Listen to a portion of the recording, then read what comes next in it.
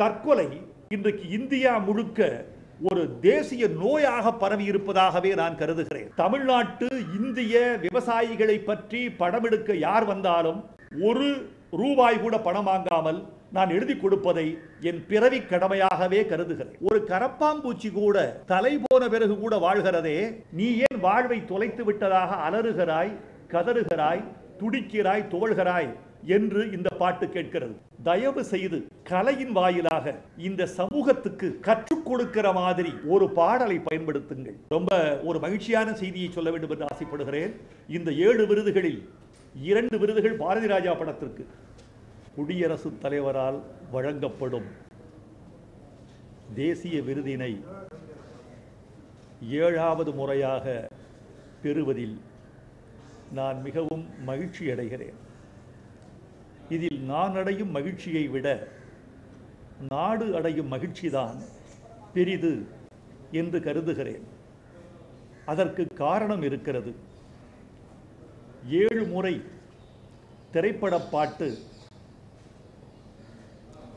தமிழில் தேசிய விருது பெற்றதன் மூலம் ஒரு பெருமை மொழிக்கு கிடைத்திருக்கிறது. அங்கீகரிக்கப்பட்ட 22 தேசிய மொழிகளில் திரைப்பாடலை பொறுத்தவரையில் தமிழ்தான் சுதந்திர இந்தியாவில் முன்னணியில் நிற்கிறது என்ற பெருமையை இந்த விருது மேலும் ஒருபடி அதிகமாக உறுதிப்படுத்தி இருக்கிறது. அதனால் இந்த பெருமை மொழிக்குத்தானே தவிர எனக்கல்ல. நான் வெறும் கருவிதான். இந்த பாட்டு தர்மதுரை படத்தில் இடம்பெற்ற எந்த பக்கம் காணும் போதும் வானம் ஒன்று என்ற பாட்டுக்காக வழங்கப்பட்டதாக அறிகிறேன். இந்த பாட்டு முயற்சி என்பது ஒரு கூட்டு முயற்சி. பாடல் வரிகளுக்கு வைரமுத்துவுக்கு கிட்டியது என்ற போதிலும் கூட இதில் பங்கேற்ற கலைஞர்களை நான் மறந்துவிட முடியாது. இயக்குனர் சீனு ராமசாமி, இசையமைத்த யுவன் சங்கர் ராஜா, ஒளிப்பதிவாளர் சுகுமார், படத்தில் நடித்த, குறிப்பாக இந்த பாடலில் நடித்த விஜய் சேதுபதி, தமன்னா, படத்தை தயாரித்த சுரேஷ், கார்த்தி, படத்தில் பணியாற்றிய கலைஞர்கள், தொழில்நுட்ப கலைஞர்கள் அத்தனை பேருக்கும் என் நன்றியை தெரிவித்துக் கொள்வதில் நான் நாகரிகமடைகிறேன். குறிப்பாக இந்த பாட்டு விருது பெற்றதில் நான் மகிழ்ச்சியும் பெருமையும் அடைகிறேன். காரணம், இந்த நாள் ஏப்ரல் 7ஆம் நாள் உலக சுகாதார நாளாக கொண்டாடப்படுகிற திருநாள். இந்த ஆண்டை உலக சுகாதார நாளாக கொண்டாடுகிற பொழுது மன அழுத்தத்திற்கு எதிரான நாள் என்று இன்று கொண்டாடப்படுகிறது. இந்த பொருத்தத்தை நினைத்து நான் வியக்கிறேன். இந்த பாட்டு மன அழுத்தத்திற்கு எதிரான பாட்டு, தற்கொலைக்கு எதிரான பாட்டு, வாழ்வில் தன்னெழுச்சி ஊட்டுவதற்கும் தன்னம்பிக்கை ஊட்டுவதற்கும் தன்முனைப்புக்குமான பாட்டு. ஒரு மனிதன் சோர்ந்து கிடக்கிறான். சோர்ந்து கிடக்கிறவனை நாயகி தாங்கி பிடித்து அவனுடைய தன்னம்பிக்கையை நிமிர்த்தி பிடிக்கிறாள். அப்படி ஒரு பாட்டு. எந்த பக்கம் காணும் போதும் வானம் ஒன்று, நீ எந்த பாதை ஏகும் போதும் ஊர்கள் உண்டு. அப்படி நினைக்க வேண்டும். ஒருவன் வழி தப்பி போய்விட்டது என்றால் ஒரு மனிதன் வழியை கண்டடைவதற்கு ஒரே வழி அவன் நடப்பதுதான், பயணத்தை தொடர்வதுதான், துணிந்து எட்டு வைப்பதுதான். பாதை தொலைத்தவன் பாதையை கண்டறிவதற்கான முதல் முயற்சியே நடப்பதுதான், பயணத்தை தொடர்வதுதான். நீ எந்த பாதை ஏகும் போதும் ஊர்கள் உண்டு. ஒரு காதல் தோல்வி காணும் போதும் காதல் உண்டு. ஒரு கரப்பான் பூச்சி தலை போனாலும் வாழ்வது உண்டு. கரப்பான் பூச்சியினுடைய தலையை இழந்த பிறகும் கூட அது 1 வாரம் உயிரோடு இருக்கிறது என்று நான் படித்திருக்கிறேன்.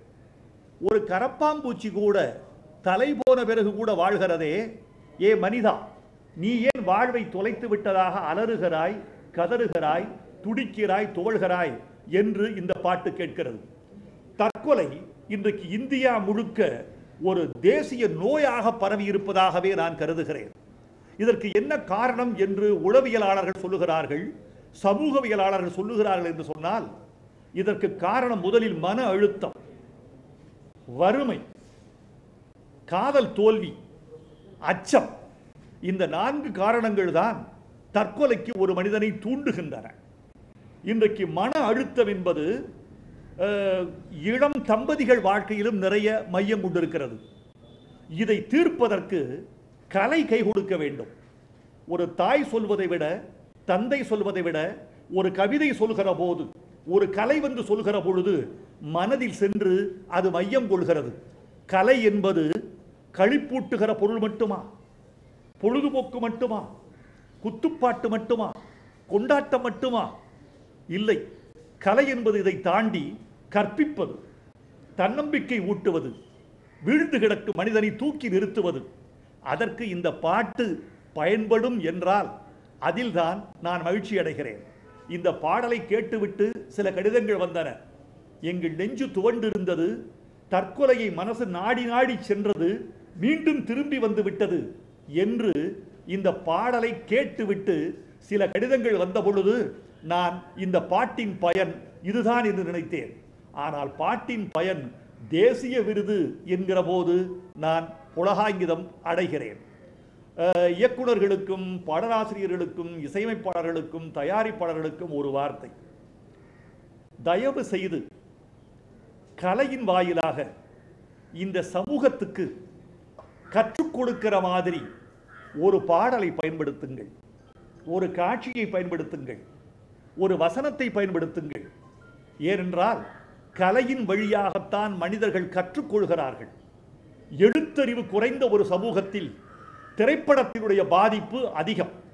திரைப்பட நடிகர் என்ன சொல்லுகிறார், பாடலாசிரியர் என்ன சொல்லுகிறார், வசனகர்த்தா என்ன சொல்லுகிறார் என்பதை வாழ்வியலாக்குகிற கூட்டம் தமிழ்நாட்டிலே உண்டு.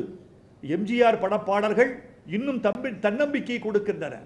சிவாஜி படப்பாடல்கள் தத்துவங்களின் வாயிலாக மனிதர்களின் மனங்களை துலக்கி வைக்கின்றன. அந்த எச்சம் இன்னும் தமிழ்நாட்டில் அற்றுப்போய்விடவில்லை. அது தொடர்ச்சியாக இருக்க வேண்டும் என்பது என் எண்ணம். இயக்குநர்களே, பாடலாசிரியர்களே, தயாரிப்பாளர்களே, இசையமைப்பாளர்களே, கற்றுக் கொடுக்கக்கூடிய ஒரு பாட்டு ஒரு படத்தில் இடம்பெற வேண்டும் என்பதை என்னுடைய வேண்டுகோளாக நான் வைக்கிறேன். ஒரு விருது பெறுகிற போது என்ன நினைக்கிறீர்கள், எவ்வளவு வானத்தின் உச்சிக்கு செல்கிறீர்கள், எவ்வளவு சிறகடித்து பறக்கிறீர்கள் என்றெல்லாம் நண்பர்கள் கேட்கிறார்கள். நண்பர்களே, ஒரு 32 ஆண்டுகளுக்கு முன்பு முதல் மரியாதைக்கு முதல் விருது அறிவிக்கப்பட்ட போது பரவசப்பட்டேன். தேசிய விருது என்று ஒன்று இருப்பதே எனக்கு தெரியாது. இந்தியா முழுக்க ஒரே ஒரு பாடலாசிரியர் தேர்ந்தெடுக்கப்படுகிறார் என்ற செய்தி எனக்கு தெரியாது. தேசிய விருதா நமக்கா? ஒரு பரவசம் இருந்தது. கண்களின் ஓரத்தில் ஒரு கண்ணீர் துளி குதித்து வெளியேறியது என்பதை நான் வெட்கத்தை விட்டு சொல்ல ஆசைப்படுகிறேன். 2வது விருது ஒரு மகிழ்ச்சி, 3வது விருது ஒரு சின்ன ஒரு பரவசம், 4வது விருது ஒரு செய்தி, 5வது விருது ஒரு புகழ், 6வது விருது பொறுப்பு, 7வது விருது அச்சம். அச்சமே மேலோங்கி இருக்கிறது. 7வது விருதை நாம் எப்படி தக்க வைத்துக் கொள்ள போகிறோம்? தமிழ் மக்கள் நம் மீது எவ்வளவு நம்பிக்கை வைத்திருக்கிறார்கள்? இந்த நம்பிக்கையை நான் எப்படி கொண்டு செலுத்தப் போகிறேன்? இன்னும் புதிய உயரங்களில் மொழியை எடுத்துச் செல்வது எப்படி? புதிய தலைமுறை மாறிக்கொண்டே இருக்கிறதே, இவர்களோடு எப்படி பயணம் செய்வது? ஒரு தலைமுறை என்பது 33 ஆண்டுகள் என்று சொல்லுவார்கள்.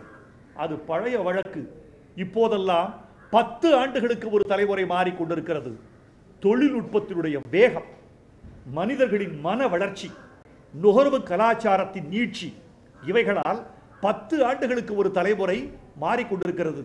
இவர்களோடு நான் பயணப்பட வேண்டுமே என்கிற பொறுப்பும் அச்சமும் மேலோங்கி நிற்பதாகவே நான் நினைக்கிறேன். இந்த நேரத்தில் தேர்வுக்குழுவில் தமிழ்நாட்டுக்கு 5 விருதுகள் என்று நினைக்கிறேன். தமிழ்நாட்டுக்கு 5 விருதுகள் பெற்று தந்த தேர்வுக்குழுவை நான் மனதார பாராட்டுகிறேன். நன்றி சொல்வது கூடாது என்று சொல்லுவார்கள், நன்றி சொல்கிறேன். தேர்வுக்குழுவுக்கு நன்றி சொல்லக்கூடாது.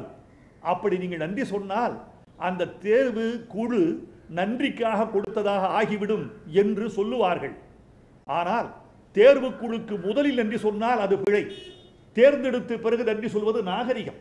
ஆகவே தேர்வுக்குழு பிரியதர்ஷன் இயக்குனர் வசந்த் சாய் ஜூரியாக இருந்திருக்கிறார். தமிழ்நாட்டுக்கு கிடைத்த 5 விருதுகளும் தகுதி அடிப்படையில் பெறப்பட்டவை என்பது மட்டும் எந்த சந்தேகமும் யாருக்கும் வேண்டாம். எனவே தகுதி அடிப்படையில் தமிழ்நாட்டுக்கு 5 விருதுகள் வந்திருக்கின்றன. அடுத்தடுத்த ஆண்டுகளில் தமிழ் கலைஞர்கள் புலிகளாக இருக்கிறார்கள். புதிய தலைமுறை வந்திருக்கிறது. அற்புதமாக சிந்திக்கிறார்கள். நினைக்காத உயரத்திற்கு தாவுகிறார்கள். அவர்களின் கருப்பொருள் வித்தியாசமாக இருக்கிறது. காட்சிப்படுத்தும் உத்தி புதிதாக இருக்கிறது. உலக சினிமாவுக்கு பக்கத்தில் தமிழ் சினிமாவை கொண்டு வரக்கூடிய வல்லவர்கள் தமிழ்நாட்டில் இருக்கிறார்கள். இன்னும் இன்னும் பெரிய விருதுகளை எதிர்காலத்தில் தமிழ் கவிஞர்கள் பெறுவார்கள் என்ற நம்பிக்கை இருக்கிறது. அந்த நம்பிக்கைக்கு மூலம்தான் இந்த 7வது விருது என்று கருதுகிறேன். தமிழ் மக்களே, 37 ஆண்டுகளாக என்னை ஆதரித்தீர்கள். ஊடக நண்பர்களே, என் குறைகளையெல்லாம் மறைத்துவிட்டு என் நிறைகளை மட்டுமே மக்களுக்கு சொன்னீர்கள். உங்களுக்கு நான் எப்படி நன்றி செலுத்துவது? நான் ஊடகங்களால் வளர்க்கப்பட்ட பிள்ளை. என்னை திரையுலகம் தொழில் தந்தது. ஊடகம்தான் என்னை வளர்த்தது. ஊடகங்கள் இல்லை என்றால் பாட்டு இல்லை, விளம்பரம் இல்லை, கவிதை இல்லை, இலக்கியம் இல்லை. இந்த நூற்றாண்டில், அதற்கு முந்தைய நூற்றாண்டில் பனை ஓலையும் கவிஞனும் மட்டும் இருந்தார்கள். இன்றைக்கு ஒரு கலைஞன், ஒரு கவிஞன், ஒரு படைப்பாளன், ஒரு எழுத்தாளன் ஊடகங்களை புறந்தள்ளிவிட்டு தன்னை முன்னிறுத்திக் கொள்ள முடியாது. தொழில்நுட்ப யுகத்தின் உச்சம் இது. எனவே ஊடக நண்பர்கள் எனக்கு பக்கபலமாகவே இருந்திருக்கிறார்கள். அவர்களுக்கெல்லாம் என் நன்றியை தெரிவித்துக் கொள்கிறேன். நான் இன்னும் எதிர்காலத்தில் பிழை செய்தால், தவறான பாதையில் சென்றால், தவறான சொற்களை பயன்படுத்தினால் என்னை திருத்தி நேர்படுத்த வேண்டிய பொறுப்பு ஊடக நண்பர்களே உங்களுக்கும் உண்டு என்று நான் நன்றியோடு கேட்டுக்கொள்கிறேன். தமிழ் மக்களுக்கு என் வணக்கம். இந்த புதிய பொறுப்போடும் புதிய விருப்போடும் நான் இன்னும் தொலைதூரம் பயணப்பட வேண்டும் என்று ஆசைப்படுகிறேன். உங்கள் வாழ்த்துக்களையே வரமாய் கேட்கிறேன். நன்றி.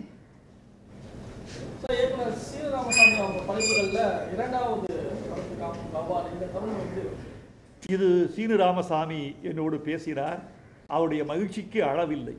அவர் ஒரு குழந்தை மாதிரி, அவர் தானே விருது பெற்றது மாதிரி விழுந்து விழுந்து அது உச்சக்குரலில் பேசி என்னை உற்சாகப்படுத்தினார். ரொம்ப ஒரு மகிழ்ச்சியான செய்தியை சொல்ல வேண்டும் என்று ஆசைப்படுகிறேன். இந்த 7 விருதுகளில் 2 விருதுகள் பாரதி ராஜா படத்திற்கு, முதல் மரியாதை கருத்தம்மா. 2 விருதுகள் மணிரத்னம் படத்திற்கு, ரோஜா கன்னத்தில் முத்தமிட்டார். ஒரு விருது சுரேஷ் கிருஷ்ணாவின் சங்கமம். மிச்சம் 2 விருதுகள் சீனு ராமசாமி இயக்கிய படங்களுக்கு என்கிற போது இளைய தலைமுறையோடும் இணக்கமாக பணியாற்றக்கூடிய காலம் எனக்கு வாய்த்திருப்பதை நான் பெருமையாக கருதுகிறேன்.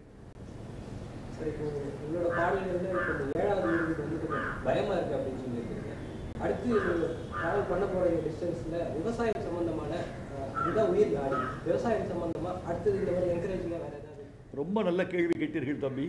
இந்த கேள்வி என்னை நோக்கி வீசப்பட்டதாக கருதவில்லை, கரை உலகத்தை நோக்கி வீசப்பட்டதாக நான் கருதுகிறேன். விவசாயத்தை பற்றி பாட்டு எழுத வேண்டும் என்று என்னை பணிக்கிறீர்கள். விவசாய படம் எடுப்பது யார்? விவசாய களத்தில் நிற்கப் போவது யார்? ஏற்கலப்பையை கருவியாக கொள்ளப் போவது யார்? கடப்பாறையை, மண்வெட்டியை, கோவணங்கட்டி உழுகிறவனை, எருதுகளை களத்தில் கொண்டு வந்து கருப்பொருளாக்குகிறது யார்? அப்படி ஆக்கினால் அந்த படத்திற்கு நான் இலவசமாக பாட்டெழுதுவேன். நான் விவசாயி மகன். ஏற்கனவே ஏறுமுனை என்ற ஒரு படம், விவசாய சங்க தலைவர் செல்லமுத்து எடுத்த படம், 7 பாட்டு, எல் வைத்தியநாதன் இசை. அந்த படத்திற்கு நான் ஊதியம் இல்லாமல் பணி செய்வேன் என்று சொல்லி ஊதியம் இல்லாமல் பணியாற்றினேன். காரணம், விவசாயிகள் இந்த நாட்டின் முதுகெலும்பு என்று சொல்கிறோம் அல்லவா, முதுகெலும்பைத்தான் திரும்பி பார்க்க முடிவதில்லை. விவசாயிகளும் அப்படித்தான் திரும்பி பார்க்கப்படாமல் இருக்கிறார்கள். ஜந்தர் மந்தரில் இந்த வெயிலில் போராடி கொண்டிருக்கிறார்களே, அவர்கள்தான் நமக்கு உணவு சமைக்கிறவர்கள். அவர்கள்தான் நமக்கு பாட்டன்மார்கள். 10,000 ஆண்டுகளாக விவசாயம் என்ற நாகரிகத்தை கட்டி காக்கிற கடைசி தலைமுறை அவர்கள். அவர்களை பற்றி தமிழ் சினிமா படம் தயாரிக்க வேண்டும் என்பதை உங்கள் வாயிலாக கேட்டுக்கொள்கிறேன். அப்படி தமிழ்நாட்டு இந்திய விவசாயிகளை பற்றி படம் எடுக்க யார் வந்தாலும் அந்த கருப்பொருளுக்கு ₹1 கூட பணம் வாங்காமல் நான் எழுதி கொடுப்பதை என் பிறவி கடமையாகவே கருதுகிறேன்.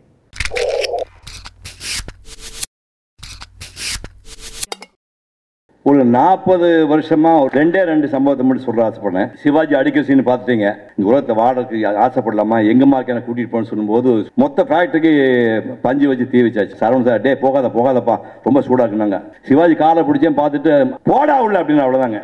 ஆக்சிஜன் போனேன்னா பெயிண்ட் ஆக்கி விழுந்துட்டேன்.